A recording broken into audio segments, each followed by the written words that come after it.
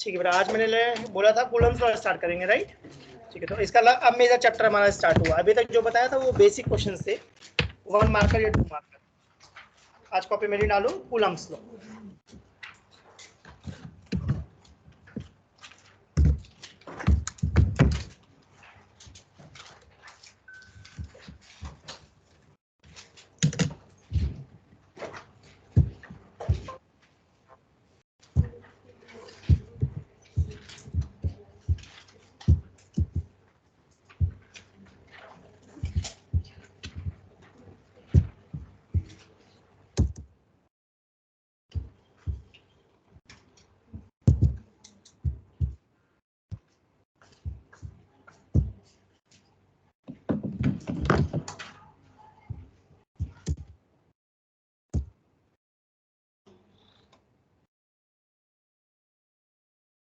ये क्या हो रहा है, किसी को आइडिया?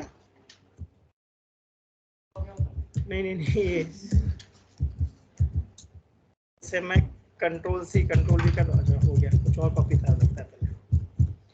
चलो देखते हैं।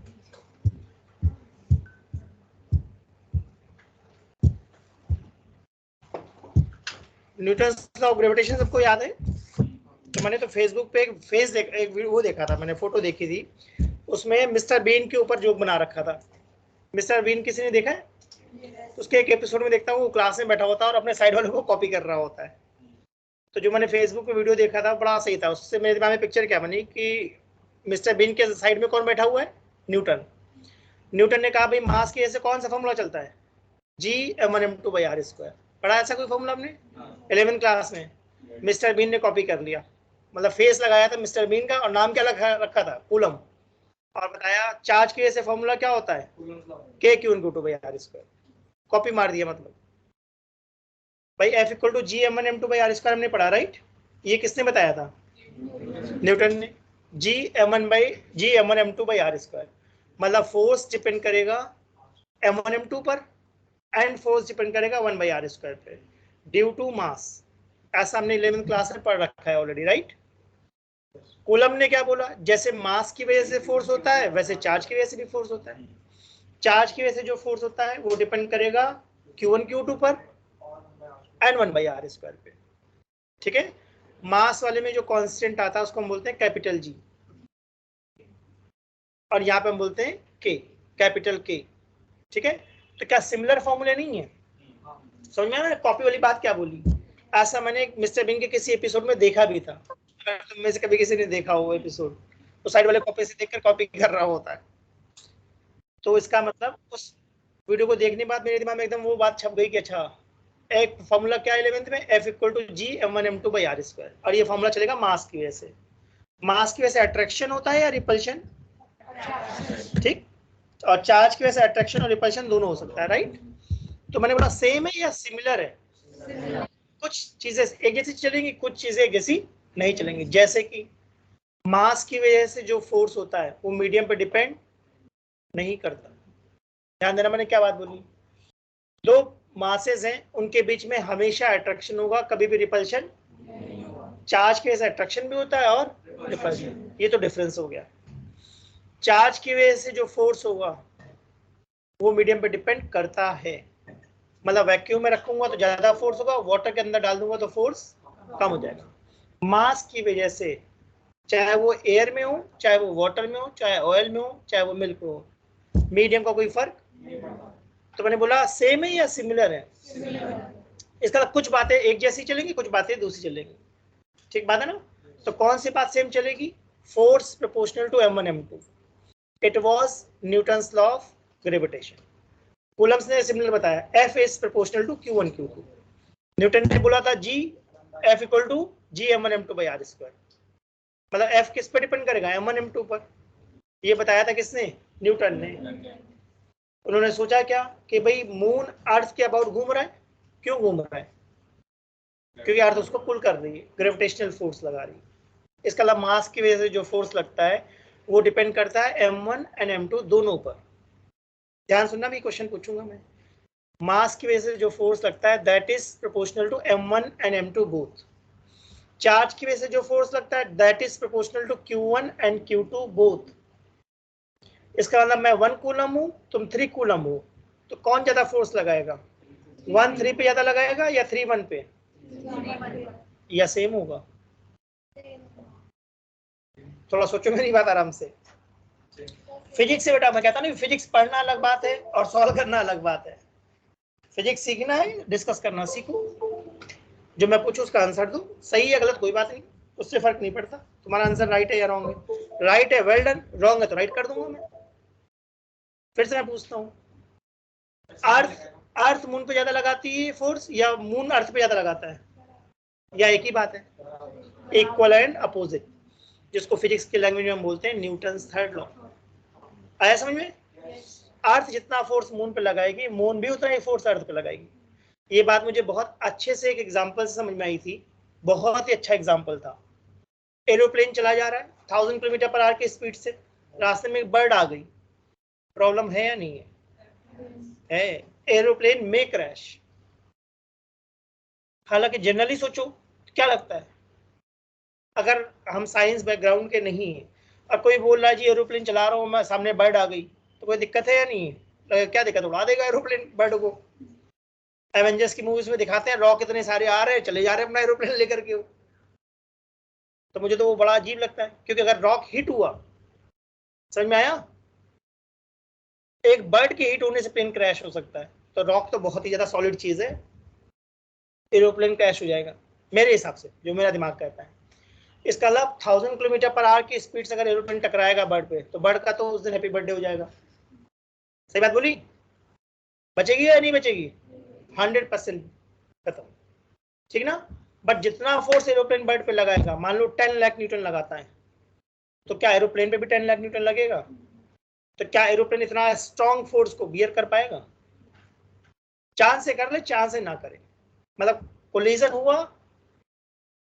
हाँ जी, एक बॉडी अगर 10,000 न्यूटन का फोर्स लगा रही है, तो वो जरूरी नहीं है कि वो 10,000 न्यूटन बेयर कर सकते? नहीं, जरूरी नहीं, जरूरी नहीं। कैसे?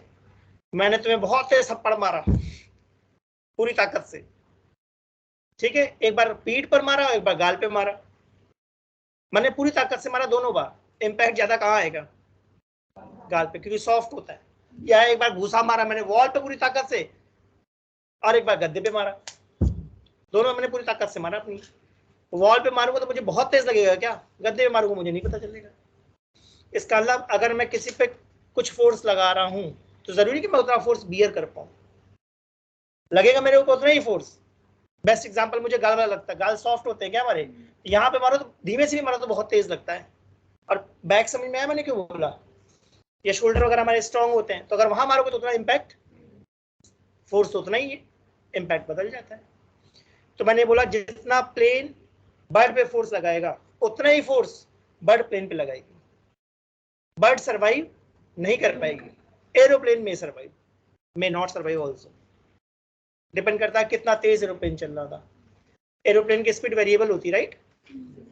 जब टेक ऑफ करता है और जब ऊपर चलता है तो डिफरेंट स्पीड पे होता है, राइट?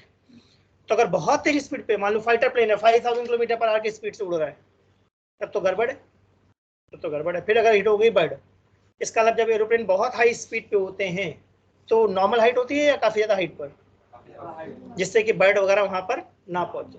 ऐसा मैंने कहीं पढ़ा था कि बर्ड 6 किलोमीटर के ऊपर नहीं जाती। पढ़ा किसी ने तुम लोगों ने कभी?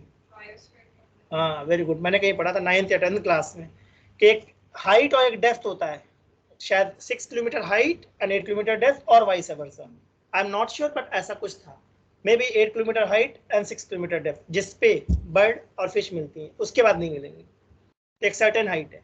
अब अगर रॉकेट चल रहा है, रॉकेट तो बहुत तेज फायर करते होंगे, अगर रॉकेट बर्ड से टकरा गया तो गड़बड़ है या नहीं है? गड़बड़ है, क्यों नहीं गड़बड़? इसका मतलब रॉकेट बहुत तेज स्पीड में एयर में होता है या वैक्यूम में जाके होता होगा, है ना, जब एटमॉस्फेयर को निकल जाता होगा तब, ठीक है ना? इसका मतलब अगर यहाँ एयर में बहुत तेज चलाएंगे तो एयर फ्रिक्शन की वजह से क्या होगा, चार्ज होगा, हीटिंग होगी, और रॉकेट में आग भी लग सकती है। अगर किसी ने कल्पना चावला का केस पढ़ा हो, याद आ रहा है? जब स्पेस से वापस आ रहे थे अर्थ पे, तो क्या एयर के एटमॉस्फेयर में एंटर करते टाइम थोड़ा गलत एंगल पे एंटर कर गए, जिससे एयर फ्रिक्शन बढ़ गया और हीटिंग स्टार्ट हो गई। तो रॉकेट की जो अपर लेयर होती है ना, that is made by asbestos, मतलब आसानी से आग नहीं पकड़ता, बहुत हाई टेम्परेचर पे होगा तभी आग पकड़ेगी। तो एयर फ्रिक्शन इतना तेज होता है और रॉकेट भी बहुत तेज आ रहा था जिससे हीटिंग शुरू हो गई एक्सपेक्टेड से ज्यादा। एक लिमिट थी कि भाई यहाँ तक के टेम्परेचर को ये बियर कर लेगा, उससे ज्यादा हीटिंग हो गई इसलिए आग लग गई और ब्लास्ट हो गया। ठीक बात समझ में आई मेरी? तो मैंने बोला 1 कूलम ज्यादा फोर्स लगाएगा 3 पर या 3 ज्यादा लगाएगा 1 पे या सेम, इक्वल एंड अपोजिट। तो मास की वजह से जो लगता है वो ग्रेविटेशनल फोर्स है, चार्ज की वजह से जो लगता है वो कूलम फोर्स। हाँ, एक रॉकेट ऊपर जा रहा है तो एक अगर बर्ड उससे टकरा के तो उसे क्या किसको?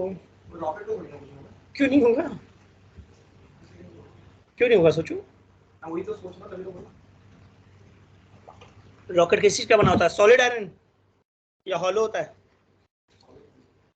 रॉकेट कैसा होता होगा बताओ तुम लोग? सॉलिड होता है हॉलो होता है? हॉलो होता है रॉकेट। तो उसके अंदर लोग होते हैं, फ्यूल भरा हुआ होता है। इसके अलावा उसके अंदर मेटल लगाते होंगे बहुत भारी या ठीक ठीक जितना रिक्वायर्ड होता होगा। बहुत भारी लगाएंगे तो जाएगा कैसे ऊपर? इसके अलावा एक ऑप्टिमम टेक्निक यूज करते होंगे ना, इतने इंजन का बहुत पावरफुल इंजन लगाऊंगा, इतना फ्यूल डालूंगा, इतनी मोटी शीट लगाऊंगा रॉकेट के अंदर की काम चल जाए हमारा। ठीक बात है ना? तो अगर तुम सॉलिड रॉकेट भेजना चाहते हो तो बहुत ही भारी हो जाएगा, जाएगा ही नहीं। जैसे तुम लोगों ने अगर पढ़ा हो, नासा ने रॉकेट भेजा था मार्स पे और इंडिया ने भेजा था, तो नासा की कॉस्ट आई थी 100 रुपीज पर किलोमीटर। जो नासा ने रॉकेट भेजा था, इंडिया ने जो भेजा था उसकी कॉस्ट आई थी 7 रुपीज पर किलोमीटर। जैसे में ऑटो चलता है हमारा, ऑटो की भी कॉस्ट तो इतनी होती है, तो कमाल की बात नहीं है। एक्चुअल रॉकेट की कॉस्ट कितनी है? ये 7 रुपीज पर किलोमीटर, जो कि बहुत कम है। और मैंने तो न्यूज़पेपर की हेडलाइन आई थी, एक मूवी देखी थी मैंने, ग्रेविटी, देखी किसने? उस मूवी का बजट था 500 करोड़ रुपए और एक्चुअल रॉकेट जो भेजा था इंडिया ने 400 करोड़। एक्चुअल रॉकेट भेज दिया था मार्स तक। समझ में आया मैंने क्या बात बोली? बहुत ही इकोनॉमिकल वे से यूज करा है उसको। इसका अलावा रॉकेट को बहुत हल्का या बहुत सॉलिड नहीं बनाया हुआ, उतना बनाया हुआ जिससे काम चल जाए। सॉलिड बनाने में क्या प्रॉब्लम है? उड़ेगा नहीं या बहुत फ्यूल खाएगा, बहुत पावरफुल। सॉलिड बनाएंगे क्यों? समझ में आया मैंने क्या बोला? उतना बनाएंगे जिससे हमारा काम चल जाए। ठीक है, तो जब रॉकेट उड़ता है तो अगर बर्ड टकराएगी तो मैंने बोला इम्पैक्ट आएगा बर्ड के हिट होने से। अब वो इम्पैक्ट कितना स्ट्रॉन्ग है वो मुझे नहीं पता, वो तो रॉकेट की स्पीड पे डिपेंड करेगा। धीमा चल रहा होगा तो कुछ नहीं होगा, बहुत तेज चल रहा होगा तो क्रैक भी आ सकते हैं। अगर रॉकेट में क्रैक आ गया तो गया। सोचो, एरोप्लेन में जो विंडो होती है या तुमने डोर खोल दिया एरोप्लेन का, इमरजेंसी गेट खोल दिया, तो प्रॉब्लम होगी या नहीं होगी? खींच लेगा। सबका फर्क पड़ता है। वही तो क्या बेटा, एवेंजर्स की मूवीज देखते हो तुम लोग, दिखाते नहीं चले जा रहे। मैं कहता हूँ अरे मतलब मुझे तो बड़ा अजीब लगता है कि अगर छोटा सा एक स्टोन भी हीट हो जाए तो काम हो जाएगा, और वो दिखा रहे बहुत सारे आ रहे, कोई दिक्कत नहीं हो रही है। बड़े बड़े मीटेओराइट्स जो होते हैं, बहुत बड़े बड़े, जब अर्थ के एटमॉस्फेयर में आते हैं, बड़े का मतलब मैं बोल रहा हूँ 100-200 मीटर के एक एक साइज के होते हैं। स्टोन, सॉलिड स्टोन होता है वो, सॉलिड रॉक, अर्थ के एटमॉस्फेयर में आता है और एयर फ्रिक्शन की वजह से हीटिंग होते होते अर्थ तक आता है तो डस्ट बन जाता है। कभी देखा नहीं मूवीज में कुछ आ रहे हैं तो बर्निंग दिखाते हैं? इसका अलावा हाई स्पीड पे फ्रिक्शन इतना ज्यादा होता है कि स्टोन तक को बंद कर देता है। ठीक है, तो काफी कमाल की चीज है, मैं बोलना चाह रहा हूँ। तो ग्रेविटेशन में जो हमने पढ़ा, क्या सिमिलर वही चीज पढ़ने जा रहे हैं हम लोग? सिमिलर मैंने बोला है ना? तो कॉपी मेरी डालो, कूलम्स लॉ शुरू कर दे। हाँ बेटा,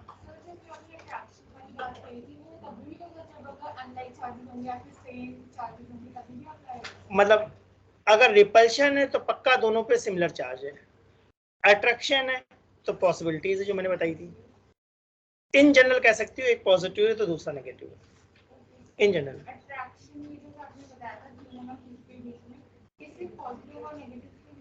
हाँ, जो कूलम्स ने बताया था, जो कूलम्स ने बताया था। ठीक है, तो कॉपी मेरी डालो, कूलम्स लॉ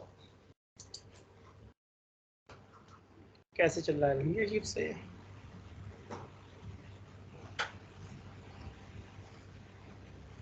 कुछ गलत मोड चूज कर लिया क्या मैंने?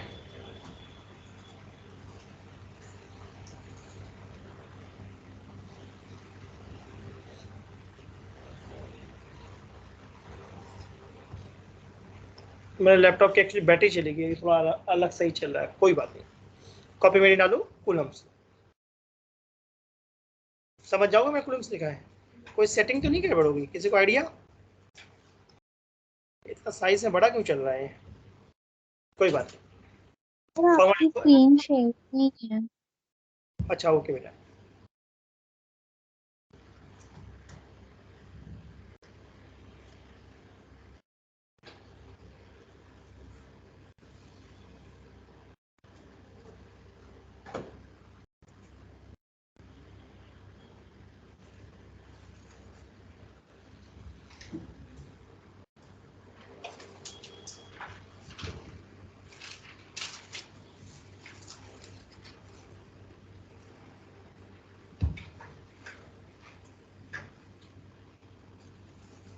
अब शो हो रही है बेटा? यस सर, अब विजिबल है। हाँ बट मुझे नहीं स्क्रीन शो कर रहा अभी।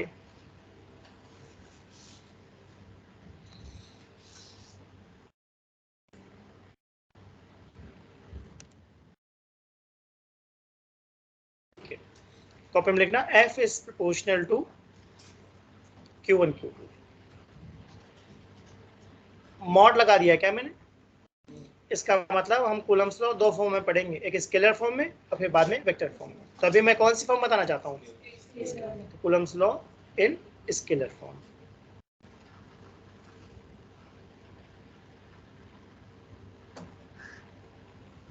ठीक है, नेक्स्ट बात लिखो, F is mod F is proportional to 1/r²।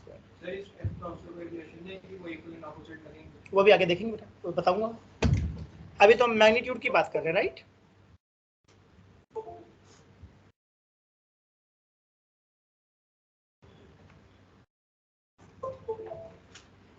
ठीक है, तो थर्ड लाइन में लिखो mod F is proportional to Q1 Q2 by r²। क्या क्लियरली मैंने बोला मैग्नीट्यूड की बात कर रहा हूं मैं? इसका मतलब कैलकुलेशन में मैं कभी भी साइन नहीं देखूंगा अगर हम स्केलर फॉर्म यूज करते हैं तब। जब वेक्टर फॉर्म पढ़ाऊंगा तब देखेंगे कैसे यूज करते हैं। ठीक है, तो इसका एक बार स्टेटमेंट लिख लें। ठीक है, साइड में लिखो स्टेटमेंट, एग्जाम में स्टेटमेंट भी लिखने को आएगा। ठीक है, स्टेटमेंट लिखो, force between 2 point charges, force between 2 point charges, underline करना पॉइंट चार्जेस, मतलब चार्जेस स्फीयर की फॉर्म में होने चाहिए या छोटे होने चाहिए? कूलम्स ने क्लियरली बोला था point charges.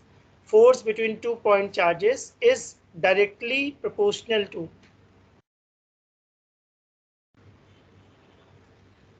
force between 2 point charges is directly proportional to product of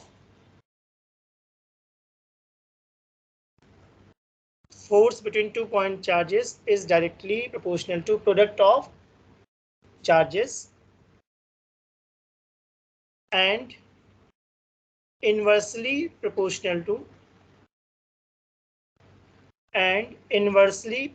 to square of distance between the two charges. Force between 2 point charges is directly proportional to product of charges and inversely proportional to square of distance between the charges. तो ये बात मैंने रट रखी है या इसी फॉर्मूले को देख के बोल दिया है ना? और मैं तुम लोगों को अभी करवा रहा हूँ सब्जेक्टिव पेपर के हिसाब से। अभी किसी स्कूल में बताया गया पेपर कैसा होगा? ठीक है, तो जब मैं तुम्हारा टेस्ट लूंगा तो एक ऑब्जेक्टिव का टेस्ट लूंगा और एक सब्जेक्टिव का टेस्ट लूंगा, दोनों तरीके से पढ़ेंगे, राइट? अगर फाइनली बोर्ड की तरफ से नोटिफिकेशन आ जाता है कि सिर्फ ऑब्जेक्टिव होगा तब हम डेरिवेशन वाला पार्ट स्किप कर देंगे। अगर नोटिफिकेशन आता है कि जैसे पहले बोर्ड होते थे सब्जेक्टिव वैसा होगा तो फिर हम सारा काम करेंगे।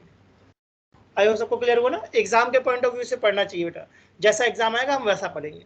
ऑब्जेक्टिव आया तो ऑब्जेक्टिव की प्रैक्टिस करेंगे, सब्जेक्टिव आएगा तो उसकी करेंगे, नहीं पता तो दोनों की प्रैक्टिस कर लेंगे। ठीक है, सबने नोट कर लिया? तो देखो मैंने पहली बात क्या लिखी थी, F is proportional to Q1 Q2। ठीक है ना? तो इसी को मैंने स्टेटमेंट में क्या बोला, force between 2 point charges is proportional to product of charges. Product वाला समझ में आ गया क्या बोल रहा हूँ? Q1 Q2 and inversely proportional to square of distance between the charges. इसका मतलब मैं अब डायग्राम में शो करना चाहता हूँ। एक चार्ज है मेरा Q1, दूसरा चार्ज है Q2, इनके बीच की डिस्टेंस ले लें R। तो चार्जेस मैंने स्फीयर की फॉर्म में बनाए या छोटे छोटे बनाए? Point charges. इसका मतलब स्फीयर के लिए अलग फॉर्मूले चलते हैं, मैंने पॉइंट चार्जेस के लिए बोला, ठीक। तो हमारा F किसके इक्वल हो जाएगा? F is proportional to Q1 Q2 by R square. जब भी प्रोपोर्शनलिटी हटाते हैं तो क्या कोई कांस्टेंट आता है? उस कांस्टेंट को मैंने बोल दिया K। कुछ भी बना दो, कुछ भी बना दो, दोनों चल जाएगा। F is proportional to Q1 Q2 by R square. जब प्रोपोर्शनलिटी हटाई तो कोई कांस्टेंट आ गया K। चाहे स्मॉल के लिख दो चाहे कैपिटल के लिख दो, एक ही बात है। इंपॉर्टेंट बात है कि जिसको मैं K कह रहा हूँ एनसीईआरटी उसको K नहीं कहती, क्या बोलती है? 1/4 पाई एप्सिलॉन नॉट। इसका मतलब एग्जाम में रिकमेंडेड है कि K की फॉर्म में आंसर लिखो या 1/4 पाई एप्सिलॉन नॉट की फॉर्म में।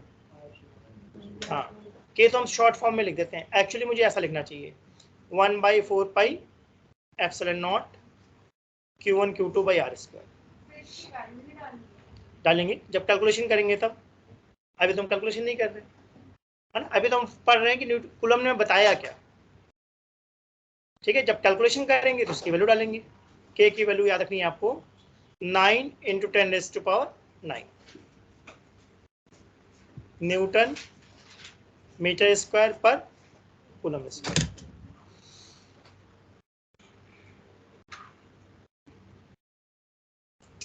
तो जल्दी हम लोग बोल पाए इसलिए हम लोग फॉर्मूला कैसे याद करते हैं? F equal to K Q1 Q2 by R square, ठीक है। बट एग्जाम में मैंने बोला लिखना कैसे चाहिए? F is equal to 1/4 pi epsilon naught Q1 Q2 by R square, ठीक है। इसका मतलब K वाली फॉर्म हम जल्दी के लिए लिख लेते हैं, बट अगर ठीक से लिखना चाहते हो तो हमेशा क्या लिखना है? 1/4 पाई एप्सिलॉन नॉट। अब इसके बारे में डिस्कस करते हैं। तो क्या मैंने क्लियरली बताया कि K का मतलब मैं क्या बोलना चाह रहा हूँ? 1/4 पाई एप्सिलॉन नॉट या फिर 9 × 10⁹ न्यूटन मीटर स्क्वायर पर कूलम स्क्वायर। इस एप्सिलॉन नॉट को हम लोग बोलते हैं electric permittivity of free space और वैक्यूम। फ्री स्पेस का मतलब मैं क्या बोलना चाह रहा हूँ? एयर और वैक्यूम, ठीक है। Precisely vacuum, nearly you can say air.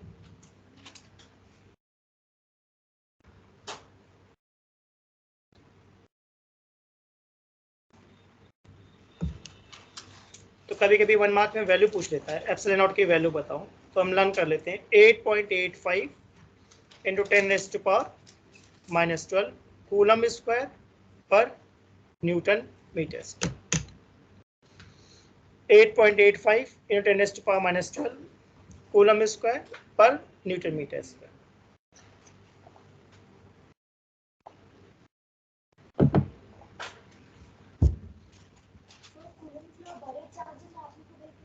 नहीं, क्यों? कूलम से बताया कि पॉइंट चार्जेस में ये लगता है, बड़े चार्ज का मुझे पता नहीं।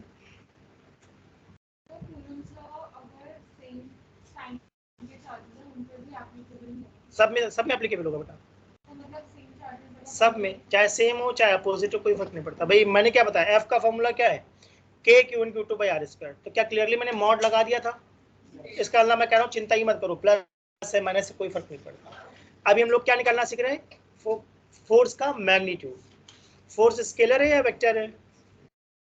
फोर्स वेक्टर है, तो क्या उसकी डायरेक्शन भी निकालना सिखाऊंगा? तो जब डायरेक्शन की बात करेंगे तब वेक्टर लॉ की बात करेंगे। तो क्या मैं सब एक साथ बता दूं या धीमे धीमे आगे बढ़े? समझ में आया मैं क्या बोलना चाह रहा हूँ? धीमे धीमे आगे बढ़ेंगे तो क्लैरिटी आएगी थॉट में। अच्छा ठीक है, सबसे पहले हमने पढ़ा कूलम्स लॉ जो कहता है F is equal to K Q1 Q2 by R square. Clearly बोला उन्होंने, पॉइंट चार्जेस के लिए ये होता है, बड़े चार्जेस के लिए पता नहीं क्या होता है। जैसे कि सुनना मेरी बात ध्यान से, मैं एक तुम्हें क्यूब दे दूं और एक स्फीयर दे दूं जिसका मास m1 m2 है, तो क्या हम F इक्वल टू G m1 m2 by R square लगा सकते हैं? नहीं लगा सकते। G m1 m2 by R square तभी लगता है जब दोनों कैसे हों? स्फेरिकल हो। एक स्फीयर एक क्यूब है तो मुझे नहीं पता कौन सा फॉर्म लगता है। समझो मेरी बात को। या फिर दोनों कैसे होने चाहिए, पार्टिकल छोटे हों, छोटे तो लगा दूंगा, बड़े तो फिर उसको हम लोग बोलते हैं एलिमेंट लेके इंटीग्रेट करना पड़ेगा। समझो मैं क्या बोल रहा हूँ। अगर एक मास m1 है, एक मास m2 है, सीधा फॉर्मूला लगा दिया Gm1m2/r²। अब तुमने कहा नहीं सर, एक तो पार्टिकल है, एक रॉड है, अब कितना फोर्स होगा? तो इसका लाभ, मेरा आई होप क्वेश्चन समझ में आया। एक हमारे पास पार्टिकल और एक मैंने क्या कर दी, रॉड डाल दी 1 मीटर लॉन्ग। तो क्या अब वो फॉर्मूला लग जाएगा Gm1m2/r²? नहीं, अब छोटा सा एक एलिमेंट लेके सॉल्व करना पड़ेगा, जो सीबीएसई में हमारे काम की बात नहीं। मैंने एक आइडिया दिया तुम्हें। तो वैसे तुमने बोला सर कि दो चार्जेस है, तो मैंने कहा जरूरी है कि दोनों चार्जेस कैसे हो, स्मॉल हो, Q1 एंड Q2, तभी ये फॉर्मूला लगेगा। तुमने कहा नहीं सर, मैं एक क्यूब लूंगा, एक मैं वायर लूंगा, अब लगाओ फोर्स, तो उसमें फोर्स निकल जाएगा, बट इस वाले फॉर्मूले से नहीं लगेगा, उसके कोई और फॉर्मूले वो आगे पढ़ेंगे कैसे निकालते।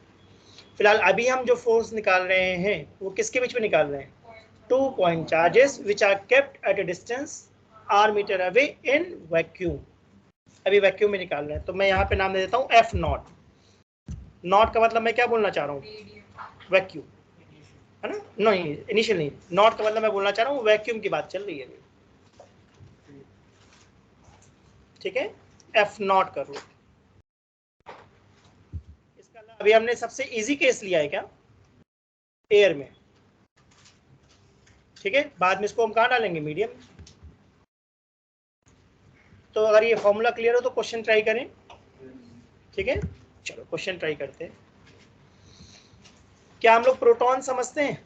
सर ई नॉट के ऊपर यूनिट्स बता रहा हूं। किसकी? ई नॉट एप्सिलॉन एप्सिलॉन की कूलम्ब स्क्वायर पर न्यूटन मीटर स्क्वायर, वो लिखा हुआ है ना मैंने। हाँ, इसको ई नॉट नहीं बोलना, गलत हो जाएगा। इसको रीड क्या करते हैं, एप्सिलॉन नॉट, एप्सिलॉन नॉट। इस पे आज ठीक से चल नहीं रहा है वो, पता नहीं क्या प्रॉब्लम है। मेरा लैपटॉप एक्चुअली ऑफ हो गया, चार्जिंग केबल लाना मैं भूल गया, तो नेक्स्ट टाइम उससे करा दूंगा। एप्सिलॉन नॉट, एप्सिलॉन का नाम सुना होगा, प्रिंटर आते हैं एप्सिलॉन के, और प्रोजेक्टर भी आते हैं। एप्सिलॉन का या कुछ ऐसे ही आता है, एप्सन कुछ ऐसा नाम, मतलब कुछ सिमिलर नाम चलता है जिससे मुझे याद रहता है। देखा किसी ने, कैमरे आते हैं। चलो मैं एक क्वेश्चन देना चाहता हूँ। एक मैंने क्या ले लिया, प्रोटॉन, और दूसरा क्या ले लिया, इलेक्ट्रॉन, ठीक? इनके बीच की डिस्टेंस कितनी है, 1 मीटर, ठीक? क्या प्रोटॉन का चार्ज पता है हमें? बढ़िया, सबको पता है, वेरी गुड। इलेक्ट्रॉन का वही माइनस में, सेम बट नेगेटिव, कोई दिक्कत, ठीक है ना? तो अब फोर्स निकालो।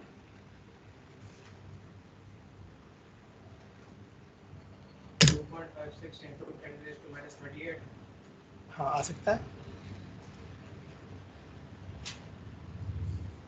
और किसी का आंसर आना चाहिए, राइट रॉन्ग जो भी है अपना आंसर बताओ। तभी गलत है कोई बात नहीं,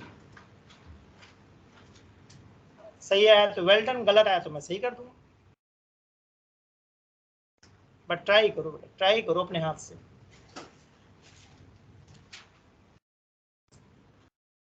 फिजिक्स को तो बोलते हैं ना कॉन्सेप्ट ऑफ फिजिक्स, कॉन्सेप्ट से चलती है भाई फिजिक्स।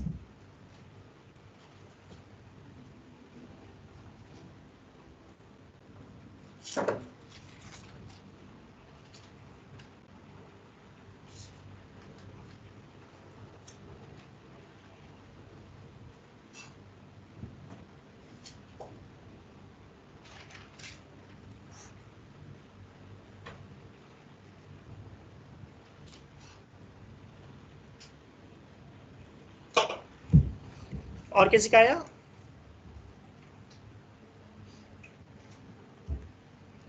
कोई बात नहीं, मैं कहता हूँ गलत आया कोई बात नहीं, बोलो सर मेरा आंसर 10 न्यूटन आया, क्या दिक्कत है?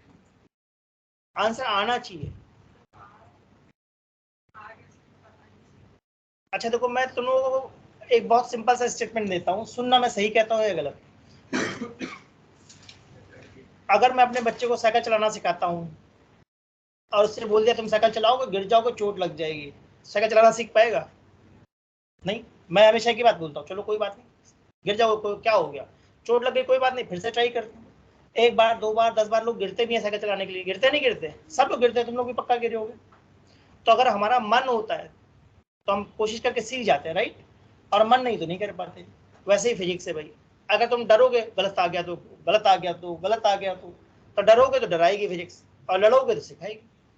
10-50 क्वेश्चन गलत करो, कोई दिक्कत नहीं, एक टाइम तो ऐसा आएगा तुम सही करना सीख जाओगे, और एक बार सही करना आ गया तो बस फिर उड़ाते जाओ। इससे आंसर जरूर बोलो अपना, बोलो सर मेरा तो आंसर -20 आ गया, -30 आ गया, कोई दिक्कत नहीं।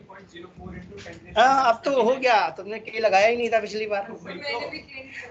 तो मैंने क्या बोला, ओके, मैंने थोड़ी नहीं बोला गलत है, मुझे तो पता था गलत है। मैं हमेशा एक ही बात बोलता हूँ, अपना आंसर बोलो बेटा, कोई बात नहीं, गलत है कोई बात नहीं, आ सकता है, बट मैं चाहता हूँ सब लोग अपना आंसर बोलो, बस मैं ये चाहता हूँ, राइट रॉन्ग का चक्कर छोड़ो।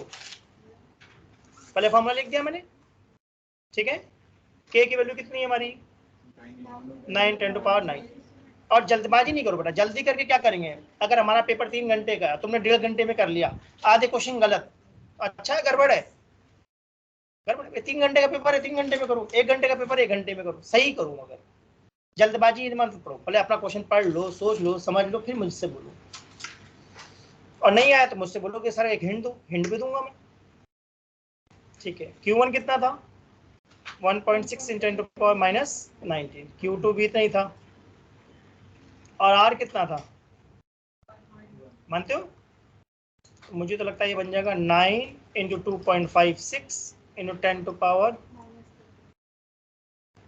10⁻29, है ना। अब ये हो जाएगा 9 6 54,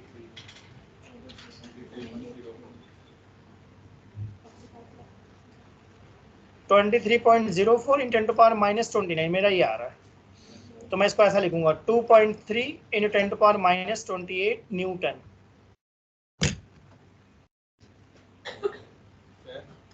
हाँ बेटा, किस में लगाना चाहते हो, मॉड है ना बेटा, फर्क ही नहीं पड़ता, लगाओगे तभी फर्क नहीं पड़ता। हम लोग फोर्स का सिर्फ क्या निकाल रहे हैं, मैग्नीट्यूड, जैसे हम लोग क्या बोलते हैं, एक्सेलरेशन ड्यू टू ग्रेविटी कितनी है 9.8, वो प्लस है या माइनस है कहाँ बोलते हैं, वो तो हम फॉर्मूले में लगाते हैं, बट हमेशा हम क्या बोलते हैं, acceleration due to gravity is 9.8 metre per second square, simple. तो वैसे हम यहाँ क्या निकाल रहे हैं, इनके बीच में कितना फोर्स लग रहा है, ठीक है, और ये लाइक चार्जेस है या अनलाइक है, तो अट्रैक्शन होगा या रिपल्शन, तो इसको आगे ऐसा लिखूंगा मैं, अट्रैक्शन या अट्रैक्टिव, ठीक है।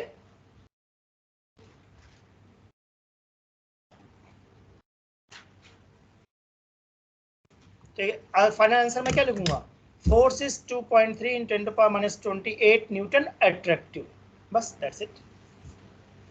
और हम चाहते हैं बड़ा मुश्किल कॉम्प्लेक्स तरीके से सॉल्व करें या एकदम सिंपल तरीके से, तो एकदम सिंपल बता दिया मैंने डाउट ही खत्म कर दिया ना तुम्हारा, मैंने कहा प्लस माइनस की चिंता करनी नहीं करनी है, बस तो छोड़ो, जब चिंता करनी कुछ बताऊंगा कैसे करनी है, फिलहाल अभी तो मैंने कहा साइन देखना नहीं है।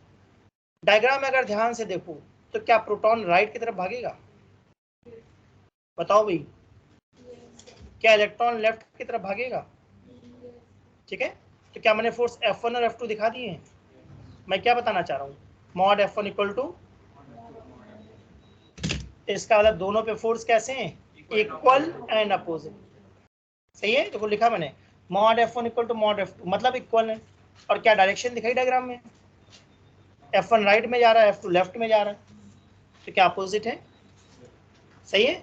तो कॉपी में एक नोट लिख लूं, Coulomb's law follow Newton's third law,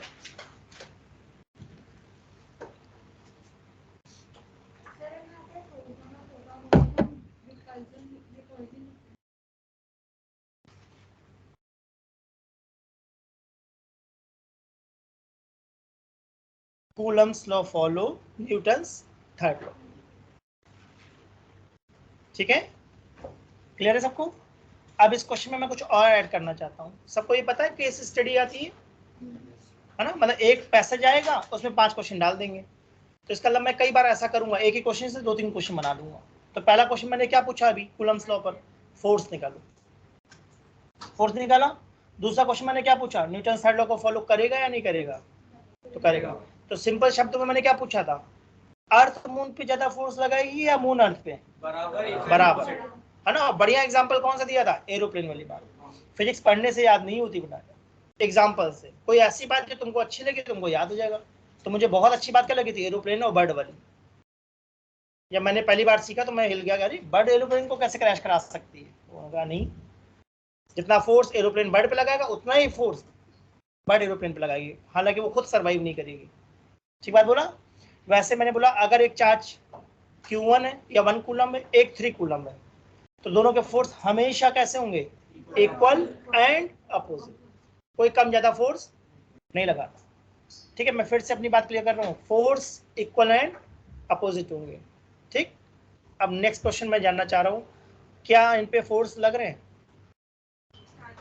लग रहे हैं ना? तो क्या इनके अंदर एक्सेलरेशन भी होगा? बताओ भाई।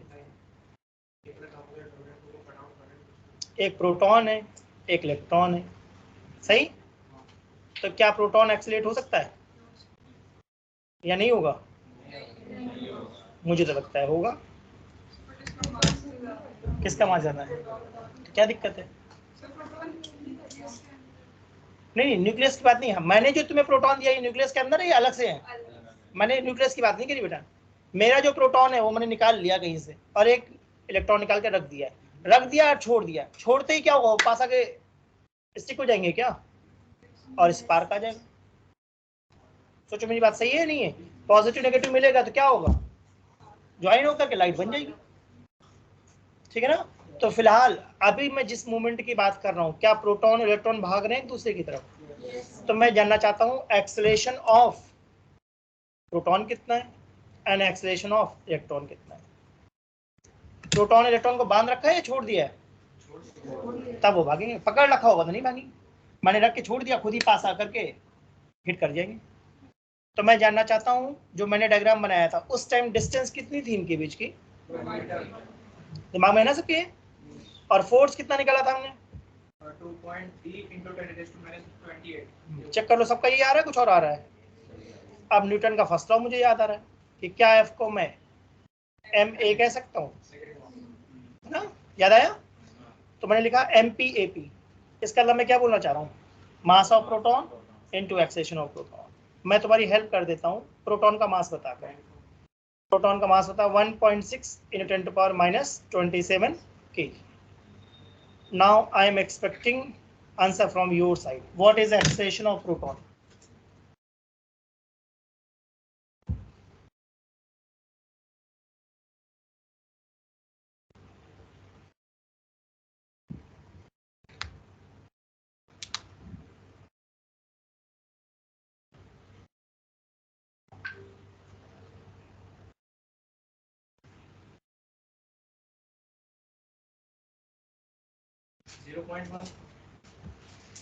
आ सकता है।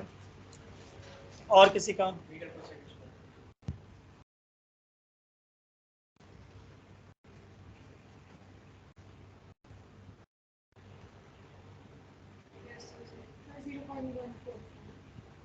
यूनिट बताओ बेटा।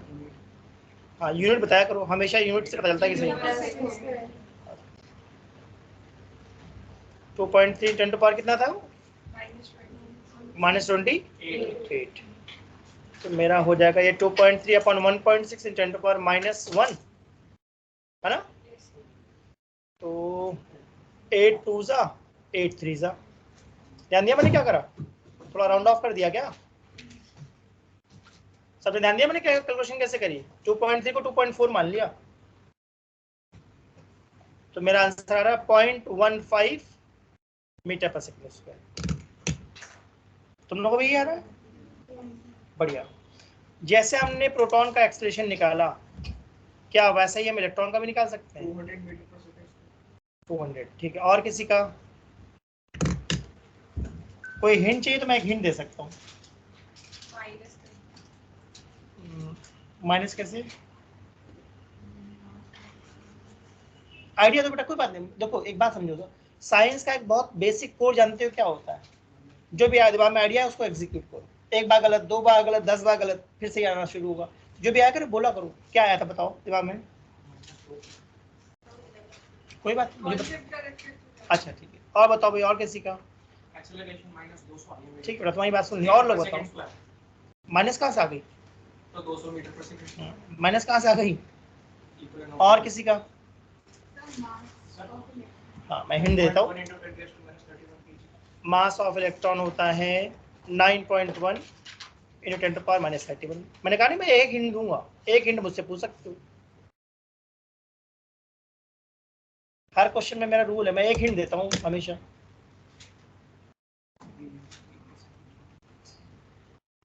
उस हिंट को पकड़ो और सॉल्व करो।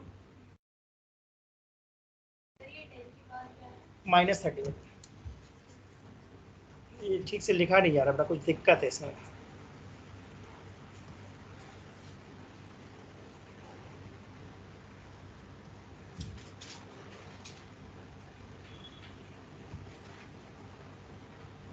(9.1 × 10⁻30).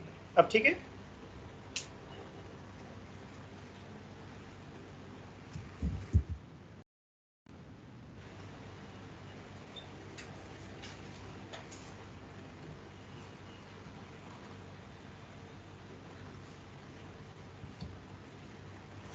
और किसी का आंसर आया?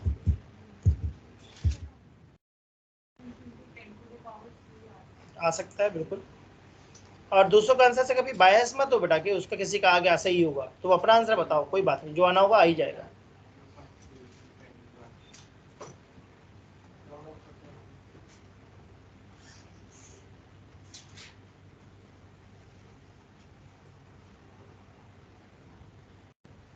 चलो मैं भी निकालता हूँ।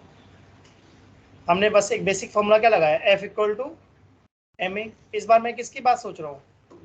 इलेक्ट्रॉन की, राइट। F हमारा था 2.3 × 10⁻, चेक करना, -28 था शायद, है ना? ठीक है ना? मास ऑफ इलेक्ट्रॉन हमने देखा कितना होता है, 9.1 × 10⁻31। ठीक है। अब देखो भाई, मुझे तो ये दिख रहा है 2.3/9.1, तो मैंने 9 लिख दिया है। अजीब है, ठीक है? बताओ भाई, थोड़ा राउंड ऑफ कर सकते हैं ना? मैं एग्जैक्ट आंसर निकाल रहा हूँ या ऑलमोस्ट?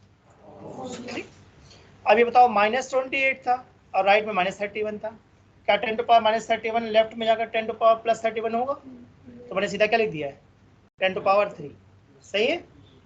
डेसिमल हटा दूं तो मेरा बन जाएगा 9 2 18, 5 50, 9 5 45। मैं इसका आंसर लिखूंगा 2.5 × 10⁻2 मीटर पर सेकेंड स्क्वायर अप्रॉक्स। ये वर्ड लिख दूंगा मैं। हाँ जी, सेकंड प्लेस तक जाना जरूरी है, डेसिमल 4 तक ले जाओ बेटा, कोई दिक्कत नहीं है, तुम्हारी इच्छा है, तुम्हारी इच्छा है। मैंने तो ये लिखा है भाई, साइंटिफिक नोटेशन ये कहता है। हुआ क्यों नहीं होगा? अगर एमसीक्यू पेपर हुआ, 4 ऑप्शन हुए, तो मैं 10⁻2 वाले ढूंढूंगा ना ऑप्शंस, फायदा मिलेगा ना। तुम लोग बात समझो। अगर सब्जेक्टिव पेपर हुआ तो मैंने कहा मैं अप्रॉक्स करूंगा या एग्जैक्ट करूंगा, तब एग्जैक्ट करूँ। नहीं, सब्जेक्टिव में तो एग्जैक्ट करना पड़ेगा बेटा, सब्जेक्टिव में तो नंबर काट लेंगे ना। बट अगर ऑब्जेक्टिव हुआ तो वहां पर तो तुमको अप्रॉक्स करके आंसर मालूम हो जाएगा। और बहुत ज्यादा चांस है कि आंसर ऐसा लिखा होगा 2.4, 2.5, 2.6, ये ऐसा लिखा होगा 2.5, 4.5, 7.5, 8.5, है ना? मतलब रैंडम होता है, बहुत पास पास, बहुत रेयर होता है। फायदा मिलता है, फायदा मिलता है। मैं कराता हूँ बेटा, अभी देखना, तुम 100 क्वेश्चन ले आना है मेरे सामने, रैंडमली किसी बुक का कोई भी 100 क्वेश्चन मेरे साथ बैठ के करना, और बताना कितने ऐसे क्वेश्चन आए जो मैं पास पास दिया है। मैक्सिमम 2-3 क्वेश्चन होंगे 100 में से, मैक्सिमम मैंने बोली। अब तुम्हारी बहुत ही फूटी किस्मत हुई एग्जाम में तो अलग बात है, अदरवाइज देखो भाई, मैं तुम्हें कहता हूँ जैसा तुम सोचोगे वैसा होगा। तुम अगर, जैसे मैं अप्रोक्सीमेट करता हूँ तो मेरे मैक्सिमम टाइम आंसर आ जाते हैं। अब तुम सोचोगे नहीं आया तो नहीं आया तो नहीं आया, तो फिर एग्जाम में नहीं आएगा। और अगर सोचोगे नहीं आ जाएगा आ जाएगा आ जाएगा, तो फिर आ जाएगा। तो नेगेटिव क्यों सोचना, क्यों सोचना नेगेटिव भाई? कोशिश करते हैं ना। ये ऐसा कॉन्सेप्ट है जो 99% टाइम चल जाता है, 1% टाइम फेल हो जाता है। तो भाई ठीक है, 1% की जिम्मेदारी नहीं, 99% तो चल रहा है ना, सिंपल। अब 100% चाहिए तो एग्जैक्ट को, ठीक है। अब ये बताओ, इस क्वेश्चन से मैं सिखाना क्या चाह रहा हूँ, कंक्लूजन क्या है इस पूरे क्वेश्चन से? हमने क्या सीखा? हमने ये सीखा, कूलम्स ने बताया एफ का फॉर्मूला क्या है, K Q one Q two by R square में मॉड लगाया, सही बात है। फिर हमने सीखा के का मतलब क्या है, 1/4 पाई एप्सिलॉन नॉट, जिसकी वैल्यू याद रखनी है 9 × 10⁻⁹ न्यूटन पर मीटर स्क्वायर पर कूलम स्क्वायर। कई बार एग्जाम में इसकी वैल्यू देगा, कई बार नहीं देता। अगर सब्जेक्टिव पेपर होगा तो क्या पेपर के स्टार्टिंग में कांस्टेंट की वैल्यू गिवन होती है, ठीक है ना, होती है। जब सब्जेक्टिव पेपर आता है तो उसमें स्टार्टिंग में जो कांस्टेंट होते हैं इनकी वैल्यू गिवन होती है। अगर ऑब्जेक्टिव आया तब नहीं गिवन होती। ध्यान दिया मैंने क्या बात बोली?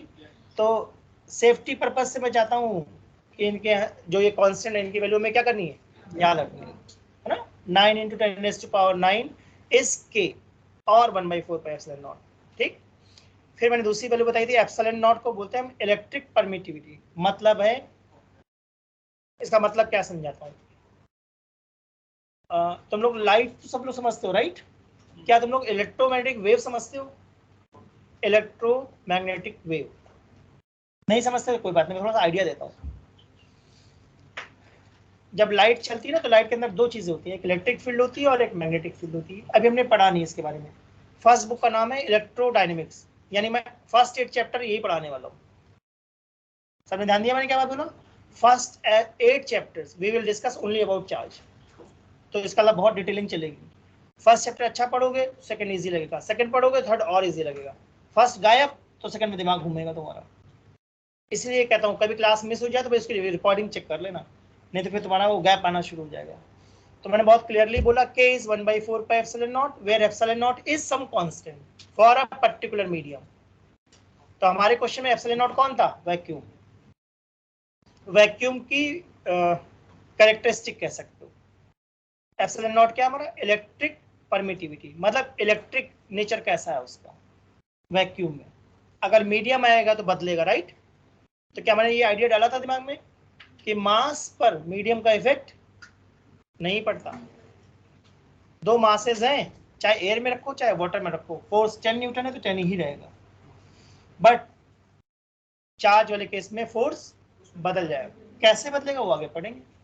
फिलहाल अभी सबसे सिंपल केस है, दो चार्जेस कहाँ रखे हैं? वैक्यूम।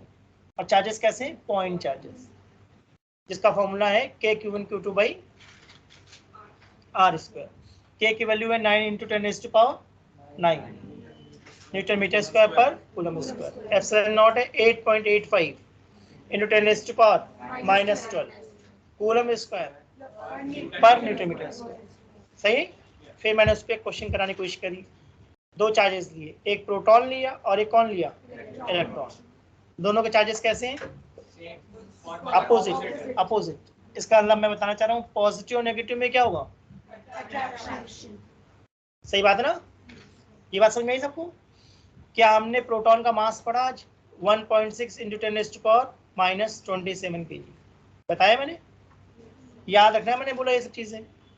अगर ऑब्जेक्टिव आया तो ये सब डेटा देगा नहीं वो। इलेक्ट्रॉन का मास मैंने कितना बताया?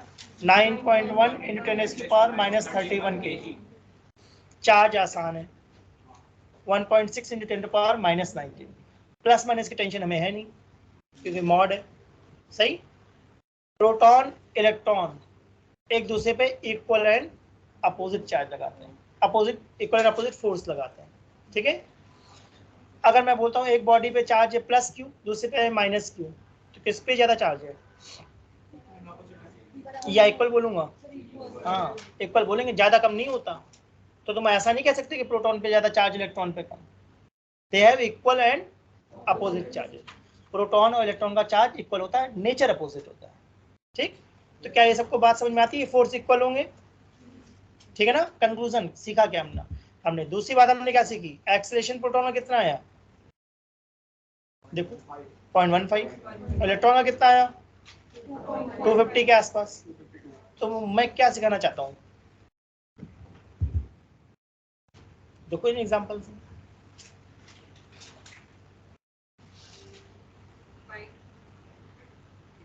मतलब इसमें कुछ इंफॉर्मेशन छुपी है। फिजिक्स में बोर्ड में क्या करते हैं? जो थ्योरी होती है उस पर क्या बना देते हैं, न्यूमेरिकल्स। जो न्यूमेरिकल्स होते हैं उनसे क्या बना देते हैं, थ्योरी। तो इस पर थ्योरी बन सकती है क्या, हाँ कह सकते हो। दोनों के चार्ज कैसे हैं, equal and opposite, but acceleration equal.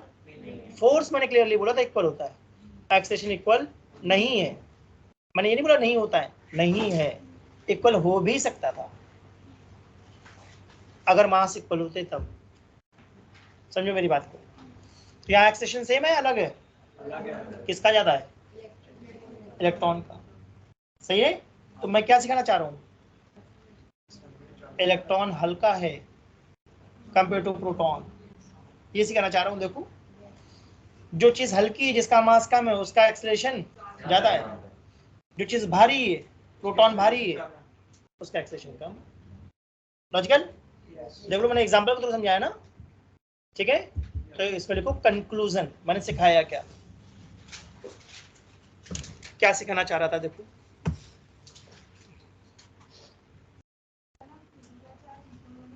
नहीं बेटा जरूरी नहीं, सब अलग अलग होंगे। मैं जनरल लिख रहा हूँ। देखो Q1 है, Q2 है, R है, कुछ भी हो।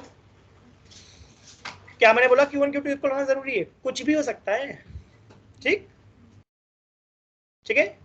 और मैंने बोला मास भी इक्वल होना जरूरी, इक्वल भी हो सकता है, अनइक्वल भी हो सकता है। तो क्या देखो मैं जनरल केस बना रहा हूँ, दो चार्जेस हैं Q1 Q2, उनके मासेस हैं M1 M2, बीच की डिस्टेंस कितनी है R। तो मैंने क्लियरली बोला F1 is equal to F2 mod, ठीक ना।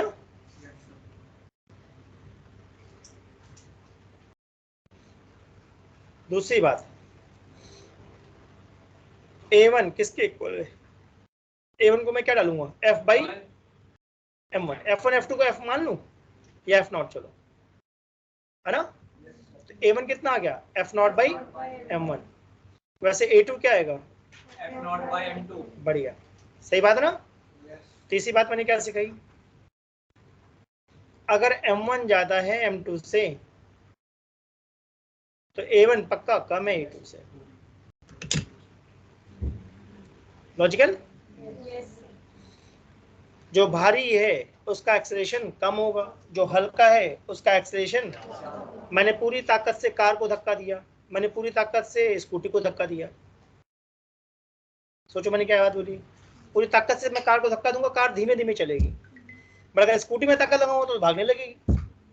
तो इस एग्जांपल से मैं ये बताना चाह रहा हूँ, जो चीज हल्की होती है उसका एक्सेलरेशन ज्यादा होता है, जो चीज भारी होती है उसका एक्सेलरेशन कम होता है, provided I am applying same force on them.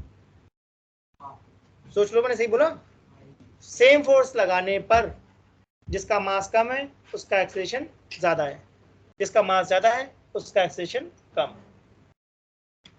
ठीक है। चलो देख लास्ट क्वेश्चन कराऊं, बढ़िया, अगर ये बात क्लियर हो तब।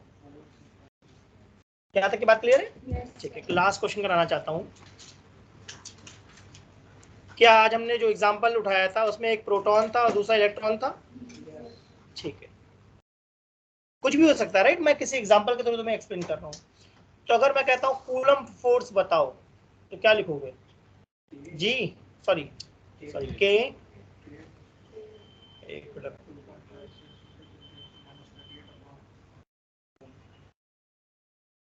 और फिजिक्स में बहुत मौके मिलते हैं क्या दिमाग लगाने के, मालूम नहीं मालूम तुम लोगों को।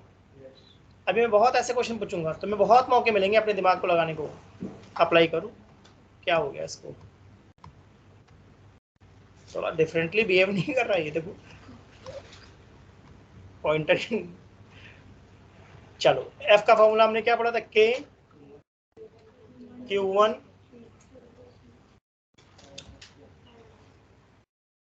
ठीक है Q1 Q2 by R square. तो ध्यान दो Q1 Q2 को मैंने क्या लिख दिया, ई लिख दिया है क्या,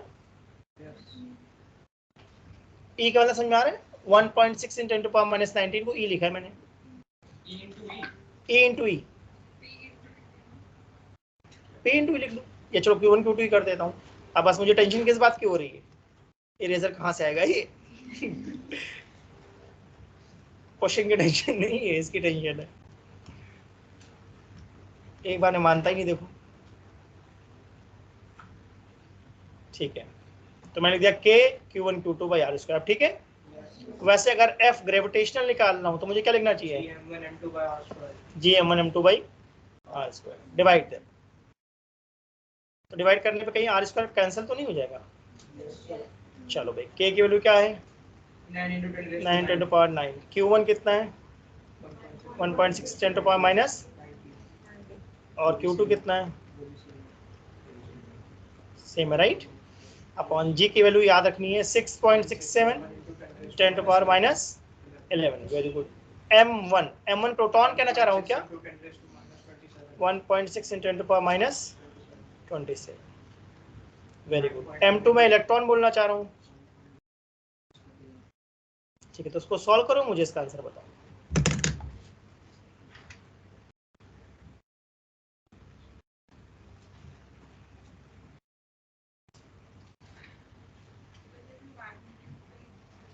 हाँ, मैग्नीट्यूड ही है। जब तक हम वेक्टर नहीं जानते ना, वेक्टर फॉर्म, तब तक हम मैग्नीट्यूड की ही बात करेंगे, और 99% क्वेश्चन में मैग्नीट्यूड की ही बात करेगा। वेक्टर है तो मेंशन करेगा, वो मेंशन नहीं तो स्केलर ही चलेगा। चलो भाई निकालो, किसी का आंसर आया तो बताओ।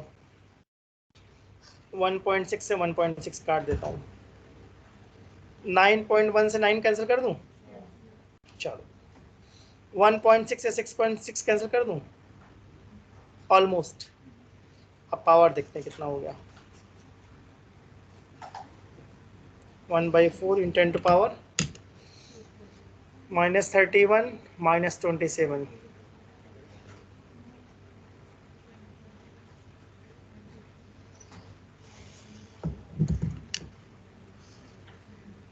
-19 -38 हुआ ना, और ये भी -38 है क्या? मेरा तो 10⁻40 आ गया। इसका मतलब आंसर मेरा आ रहा है 2.5 × 10⁻39। तुम लोग देखो, तुम लोग कितना आ रहा है?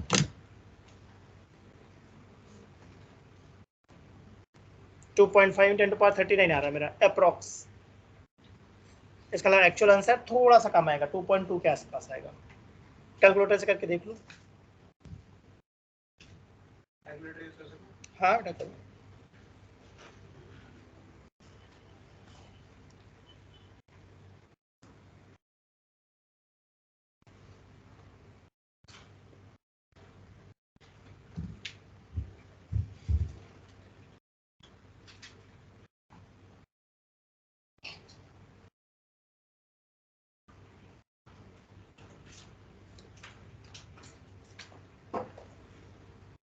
आया किसी का?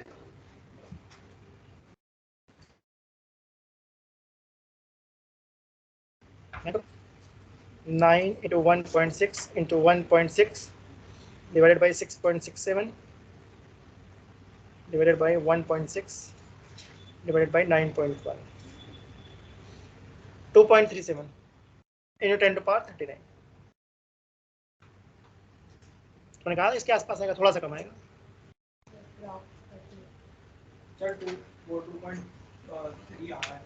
मैंने कहा नहीं था इसके आसपास ही आएगा, और मैं क्या बोला 2.5 से कम आएगा, 2.2 के आसपास। इसका अलग आइडिया रहता है क्या कि इसके आसपास आंसर आएगा? तो इस क्वेश्चन से सिखाना क्या चाह रहा हूँ ये बताओ। फाइनल बात, कूलम फोर्स और ग्रेविटेशनल फोर्स का रेशियो कितना आया? 10⁻39 के आसपास। बहुत कम है या बहुत ज्यादा? 10⁻39। इसका मतलब इससे मैं सिखाना चाहता हूँ gravitational force is very weak and coulomb force is very very strong. 10⁻39 समझ में आया?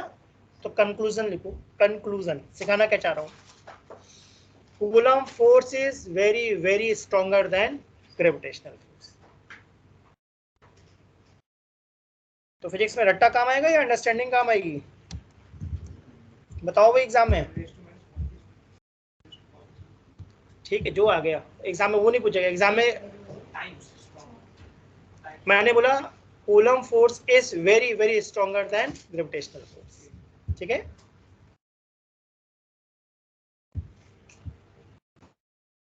चल भी रहा है ये, तो अभी भी घूमे जा रहा है।